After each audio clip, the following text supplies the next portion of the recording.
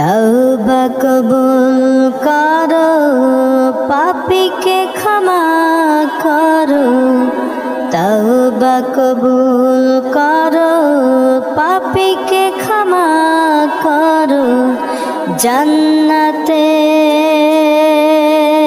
দিও তুমি ঠাই, বান্দা তোমার আমি বড় অসহায়।